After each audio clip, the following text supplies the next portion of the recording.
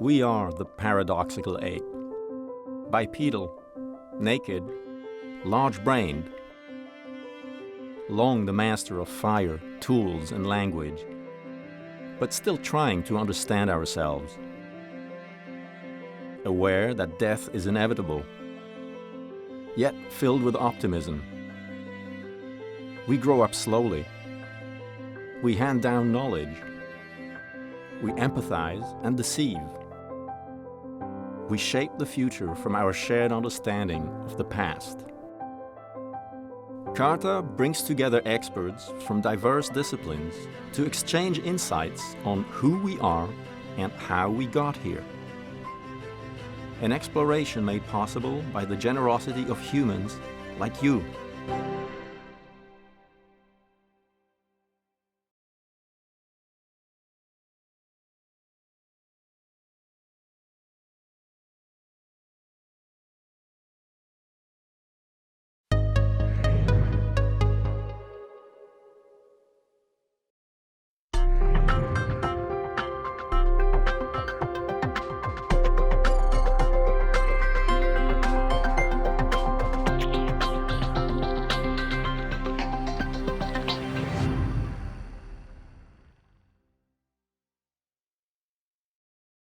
I'm going to be talking about what it's like for children who have suffered early damage to their hippocampi, the memory structures of the brain, to grow up without episodic memory. So just to give you an idea of what episodic memory is all about, it appears to be an exquisite cognitive system which has recently evolved in modern humans. It's a late developing function, and unfortunately, it's an early declining one as well in old age. It's oriented towards past memories that we have accumulated over a lifetime, and is vulnerable to neurological injury. Incredibly, it enables us to mental time travel to the past and also to plan for the future. It allows us conscious re-experience of personal autobiography.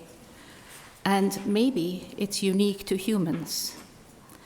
This constellation of incredible abilities that we humans possess is dependent on a brain structure called the hippocampus, which you can see on the right-hand side of the slide in blue. And episodic memory is dependent on the integrity of this structure. You see also the amygdala, shown in orange, behind the head of the hippocampus, called the uncus. And the amygdala is the center for regulation of our emotions. Hippocampus appears to be critical for our memories. So, what are the risks to the integrity of the hippocampus, particularly during early development? Oxygen deprivation seems to be one of the critical factors that can expose babies when they come into the world for a variety of reasons to early hippocampal pathology. One type of risk is children who have congenital heart defects, and they require open heart surgery during the first days of life because of various anomalies of the heart that needs to be set right. Extreme prematurity seems to be another kind of risk factor because of the lung insufficiency, and also babies who have to be put on heart-lung machine in order to give time to the clinicians to treat them appears to be yet another risk factor. Whatever the etiology is, exposure to lack of oxygen appears to start a chain of reactions which is in a causal sequence. It starts from oxygen deprivation, leading specifically to damage of the hippocampal structures, and then in turn leading to the emergence of a memory problem later in childhood, which can range from moderate to developmental amnesia, which I will be describing in a minute. So I wanted to give you a feeling for the trajectory of cognitive development after such injury occurs. Parents are usually extremely happy because their children have passed this critical stage of being seriously ill, and they think that everything is over because physically the children actually make a very good recovery.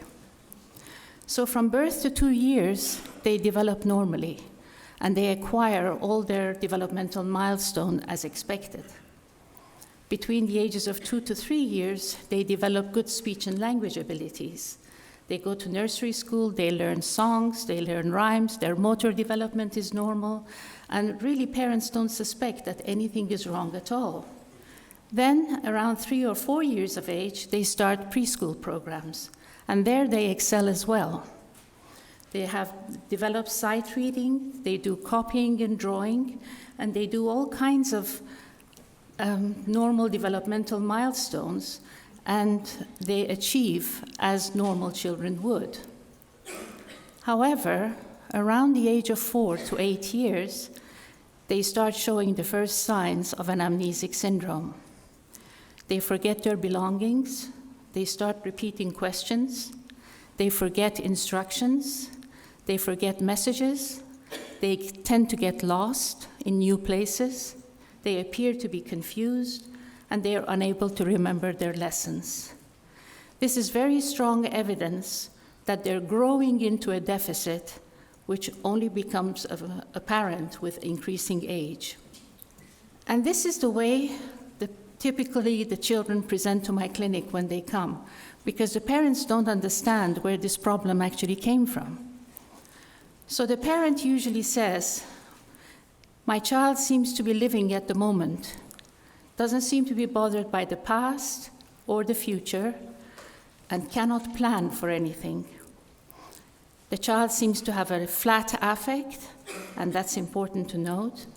They're not demanding children, they're very easy to live with. And for those of us who have children, we know what it's like when a child wants something.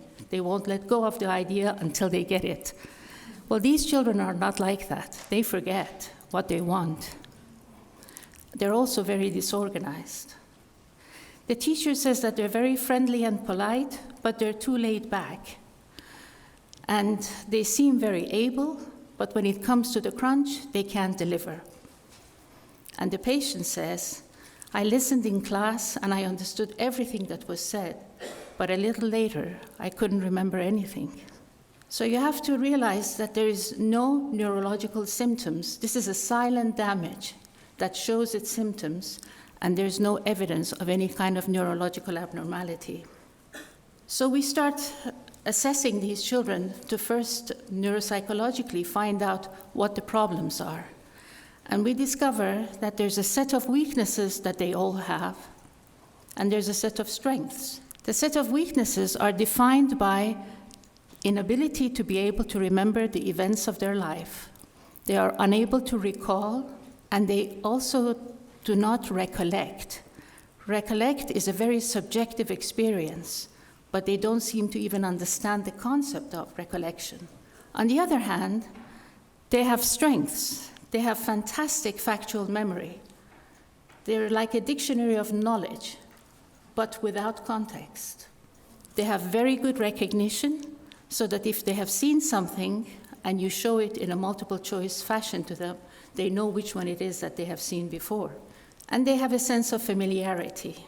The neural substrate of their weaknesses appears to be a very marked but fairly selective bilateral hippocampal atrophy. On the other hand, the set of strength seems to be the integrity of the parahippocampal cortex, which appears to be relatively preserved. So our first task, after having neuropsychologically assessed these children and shown these dissociations, there are 3 of them, 3 dissociations, our next task was to actually verify that there really was damage to the hippocampus, because all these weaknesses that I have described are actually dependent on the integrity of the hippocampus. So we needed to be able to demonstrate that the hippocampus is in fact damaged. What you see here is 0 is set at the volumes of a large group of normal controls. And then in black, you see the volumes of the hippocampi in the normal controls. Then you see the volumes of the orange cases. These are cases with moderate degree of hippocampal pathology ranging from 15% to 25% of normal. And then you move to the left-hand side where you see the red bars. The red bars are individual cases of amnesic patients that we have seen. And as you can see, reductions above 30% to 75% actually counts as severe enough to warrant the kind of amnesic syndrome that I have described. So you can see the significant difference between the three groups there. The moderates and the controls are not significantly different from each other, but the amnesic patients are. Below that, you see the volumes of the amygdala. Unlike the volumes of the hippocampus, the volumes of the amygdala are not reduced. Here, you see the work of Loïc Charignon, who has been measuring the volumes of the hippocampal subfields. Although the entire hippocampus is reduced in volume bilaterally, the magnitude of the impairment or magnitude of the reduction is far more pronounced towards the posterior part of the hippocampus. In fact, the head of the hippocampus, the uncus, is relatively spared. And then you see the other subfields are also significantly reduced in volume. So what does this do to a child who comes into the world seemingly normal because they've recovered from their injury that they've had, apparently, but they do develop normally in many ways except in this memory domain that I have just mentioned. Here you see the cognitive profile of patients with developmental amnesia during early childhood and later on as adults. So there are 18 of them that have been studied, and they're matched with 18 controls. The age range is from 11 to 35, and the most remarkable thing here is the mean memory quotient of this group is 61, which is in the significantly impaired range, compared to their mean memory quotient of the normal controls, which is 108. These are standard scores. On the right-hand side, you see the performance of the amnesic group relative to the control group on these measures of full-scale IQ, working memory, literacy, and numeracy. So immediately it's obvious that these children have developed these skills without the aid of the hippocampus. So these skills are not dependent on the integrity of the hippocampus. So what do they have problems with? Well, they have problems with episodic memory, and that is captured in this test, which actually asks for them to remember a name, a belonging, a route, a simple route, recalling a story, an appointment, pictures of faces, messages, etc. But when you look at their ability to be able to associate semantic items together or to remember vocabulary, they do extremely well as normal. So this is the first dissociation that we are able to see very easily in these patients. The second dissociation is an inability to be able to recall, but a very good ability to be able to recognize. This is tested through a paradigm that has been developed by Alan Badley and his colleagues, where he presents for recall verbal items such as remembering a name and a profession of individuals, 4 individuals actually, repeatedly presented for recall. And in the nonverbal domain, they're asked to copy shapes, simple shapes as you can see there, for nonverbal recall over 3 trials, and then they have to recall them. For recognition, they're given a very difficult test of verbal recognition, where a list of 24 words of names of individuals is presented to them, and then later on, they're given multiple choice for each of these items. That's for verbal recognition. And for nonverbal recognition, they're shown a list of 24 doors, and then later on, they're given 4 alternative choices of very similar doors, and they have to identify which one they had seen before. So if we look at the performance of the amnesic patients relative to controls, we see that for recognition, both verbal and nonverbal, they're actually doing very well compared to the controls. But there's a disproportionately reduced performance when it comes to recall, where they cannot recall the names and the professions of those individuals that they had seen, nor able to recall the shapes that they had learned. And this ability to recognize is not correlated with the volume of the hippocampus, as you can see on the right-hand side of the screen, but it is correlated significantly with the volume of the hippocampus for both verbal recall and nonverbal recall. So this is the second dissociation. Now we move to the third dissociation, which is actually very difficult to demonstrate. The reason is that recollection is a subjective experience. And if we ask the patients to recollect something, they don't even understand what the term means because they've never been able to do it. They don't even understand what recollection experience is like. But it is bringing mind to something that they have experienced before. So Emre Düzel, in collaboration with our group, tried to get a neurophysiological record of recollection. This is an EEG experiment, an evoked response experiment, whereby the patients were presented with a list of words, about 80 of them, and they had to judge each word and say whether they found it to be pleasant or unpleasant. And then later on, at test, they were given another list of 80 words mixed in with the words that they had seen before, and they had to judge whether it was a word that had been seen before or not. So it's a recognition paradigm, which they should be good at, but they have to recollect. And at the same time, the EEG is being recorded. So what you can see on the left-hand side of the screen is that in the time window, in the early time window, we get this modulation, which is called the N400 modulation, and this modulation is associated with the feeling of familiarity. Something appears familiar. It doesn't involve recollection. But later time window, around 600 milliseconds, you get this second modulation, which is called the left positive component. This left positive component is supposed to reflect the generators of the hippocampus, which gives you a feeling of recollection so that you can remember whether you found it pleasant or not.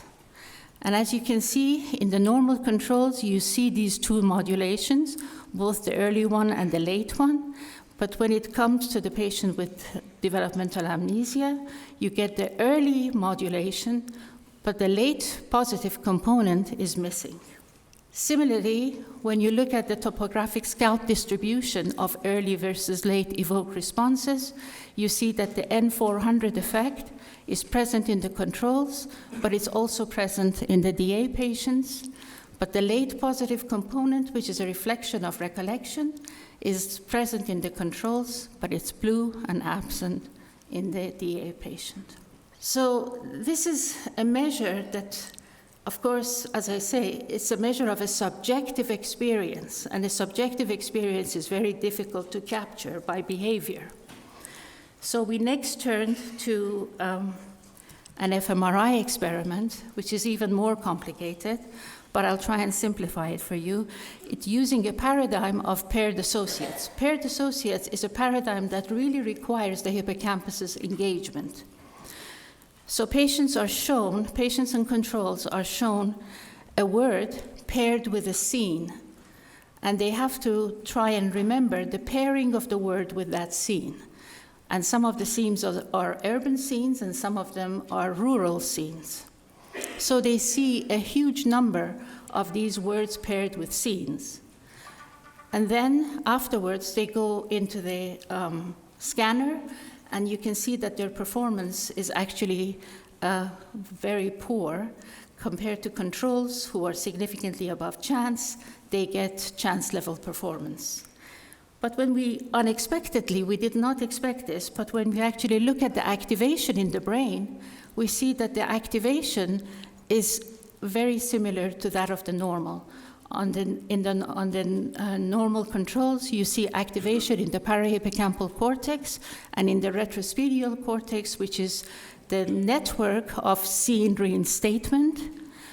And in the patients, you get almost exactly the same pattern of activation. However, their brain remembers, but they cannot remember the performance themselves, as indicated through the button pressing that they have to do. So I'll quickly go to the next one to summarize. So what are the memory processes in developmental amnesia then? We know that they can encode. We know that they can consolidate. We know that they can retrieve, but only through recognition and familiarity, not through the hippocampal dependent processes of recall and recollection. This then gives them the so-called deprivation, that they cannot really subjectively experience their autobiography. So what is autonoetic consciousness? It's the human ability to mentally traverse across time and be able to examine one's own thoughts and the sense of self that affects our behavior in the present, past, and future. Best captured by this passage from Teilhard de Chardin, where he says, in the passage of time, a state of collective human consciousness has been progressively evolved, which is inherited by each succeeding generation of conscious individuals, and to which each generation adds something. That seems to be a type of experience that patients with developmental amnesia do not possess. But I don't want to leave this giving you the impression that it's all negative. In fact, it's very uplifting, because I was having a conversation with one of our patients, and I was asking him whether his memory was a problem for him. And he said, no, my memory is not a problem for me, it's a problem for you. So I said, well, how come? Don't your friends get upset with you because you can't remember your appointments, you don't do the things that you've promised them to do? He says, no, on the contrary, my friends are very happy with me. I said, how come? He says, well, for one thing, I don't carry a grudge. So I thought, really, our memories are a gift, and we have to use it for the power of good. Thank you very much for your attention.